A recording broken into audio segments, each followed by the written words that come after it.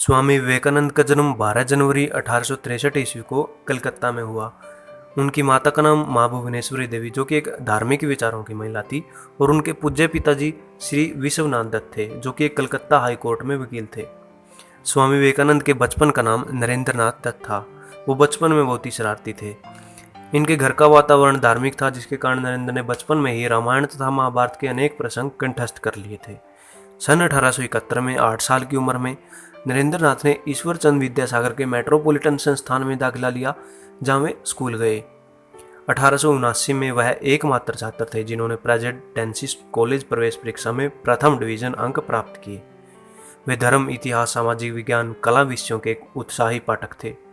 इनकी वेद, उपनिषद, भगवद गीता, रामायण, महाभारत और पुराणों के अतिरिक्त अनेक हिंदू शास्त्रों में रुचि थी। इन्होंने कलकत्ता के जनरल असेंबली कॉलेज से बीए तक की शिक्षा प्राप्त की। नरेंद्र पर अपनी माता के धार्मिक विचारों का गहरा असर था, जिससे वो स्वामी रामकृष्ण परमहंस से मिले। रामकृष्ण परमहंस ने नरेंद्र नाथ दत्त की योग्यता व गुणों को देखकर कहा कि तुम कोई साधारण मनुष्य नहीं हो। ईश्वर ने तुम्हें समस्त मानव जाति के कल्याण के लिए इस भूमि पर भेजा है। नरेंद्र नाथ दत्त ने इस बात को स्वीकारते हुए स्वामी रामकृष्ण परमहंस को अपना गुरु मान लिया और उनकी सेवा में लग गए। पिता की मृत्यु के बाद घर गृहस्थी का भार उनके ऊपर आ गया था, तो उन्होंने नौकरी ढूंढना शुरू किया। नौकरी नहीं मिली, जिसके कारण उनको काफ़ी दुख हुआ और नरेंद्र नाथ दत्त ने 1881 में संन्यास ले लिया और वे स्वामी विवेकानंद बन गए। 31 मई 1886 को स्वामी रामकृष्ण परमहंस की भी मृत्यु हो गई।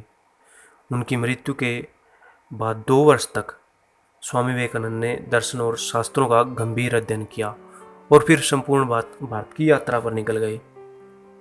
पूरे भारत की यात्रा के बाद 1892 में 25 से 27 दिसंबर तक कन्याकुमारी के अंतिम शिला पर बिना कुछ खाए पिए 3 दिन तक ऐसे ही बिताए। उन्होंने बहुत सारे सम्मेलन किए और फिर विदेश यात्रा पर निकल गए। उन्होंने अपना ज़्यादातर समय अमेरिका और इंग्लैंड में बिताया और सन 1893 ईस्वी में अमेरिका के शिकागो में संपूर्ण विश्व के धर्माचार्यों का सम्मेलन होना निश्चित हुआ।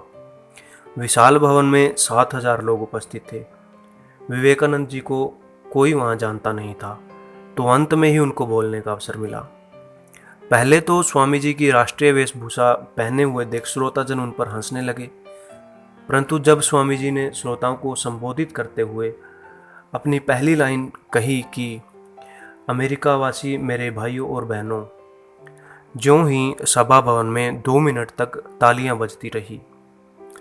पहले जो वक्ता थे उन्होंने अपने अपने धर्मों को श्रेष्ठ बताया, परंतु विवेकानंद जी ने सभी धर्मों को सम्मान बताया और कहा कि यदि कोई व्यक्ति यह समझता है कि वह दूसरे धर्म का विनाश कर अपने धर्म की विजय कर लेगा, तो बंधुओं, उसकी आशा कभी भी पूरी नहीं होने वाली। सभी धर्म हमारे अपने हैं। इस भाव से उन्हें अपनाकर ही हम अपना और संपूर्ण मानव जाति का विकास कर पाएंगे।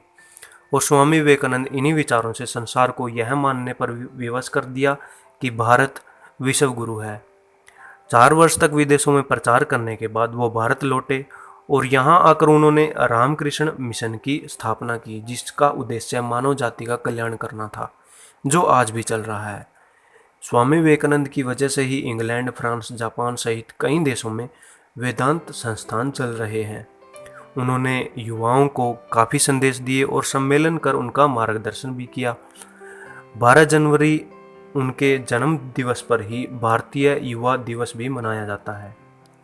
4 जुलाई 1902 को विवेकानंद सुबह जल्दी उठे और बेलूर मठ के पूजा घर में पूजा करने गए और बाद में 3 घंटों तक योग भी किया। 7 बजे विवेकानंद अपने रूम में गए और अपने शिष्यों को शांति भंग न करने के लिए मना किया और शाम को 9 बजे तक योगा करते समय उनकी मृत्यु हो गई। उनके शिष्यों के अनुसार उनकी मृत्यु का कारण उनके दिमाग में रक्त वाहिनी में दरार आने के कारण उन्हें महासमाधि प्राप्त होना है। बेल्लूर की गंगा नदी में उनके शव को चंदन की लकड़ियों से अग्नि दी गई।